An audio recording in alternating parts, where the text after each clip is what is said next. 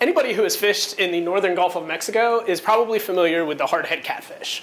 Hardhead catfish are marine catfish that can be locally very abundant throughout the Gulf of Mexico. People aren't exactly big fans. Recreationally, recreational fishers actually have a variety of very colorful names for hardhead catfish, including my personal favorite, the Louisiana turd hustler. That's actually one of the nicer nicknames. Commercially, there's really not a targeted commercial harvest for hardhead catfish. However, they are very common bycatch.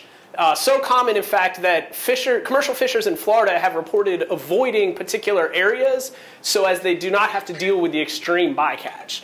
So what you might be wondering now is, why the heck do we care? Most importantly, it's hard to argue with the intrinsic benefits of understanding how coastal fishes grow and reproduce. In other words, their life history traits. Also, very importantly, however, coastal ecosystems are complex and dynamic areas where many species interact with each other, with their environment, and with humans on a daily basis. We kind of package together these life history traits into a sort of life history package, if you will, in order to better understand those interactions. However, for hardhead catfish, we really have shockingly little knowledge about the traits that go into building that package.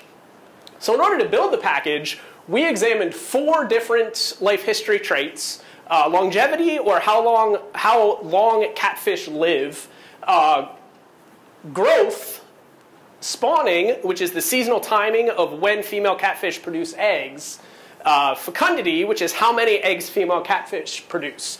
What we found is information that challenges pretty much everything that has been previously found with hardhead catfish. We found that they live almost 5 years longer than previously believed. They grow relatively quickly. And while you can see here that on the spawning and fecundity fronts, things are relatively close to what was previously believed, when you have this kind of a fish, this low of spawning numbers, small changes can make a big difference.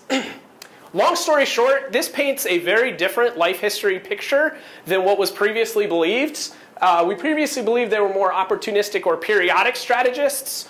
What we've now found is that they are a little more equilibrium strategists, which is a bit more like sharks, potentially rendering hardhead catfish a lot more vulnerable to stressors than was previously believed. Thank you.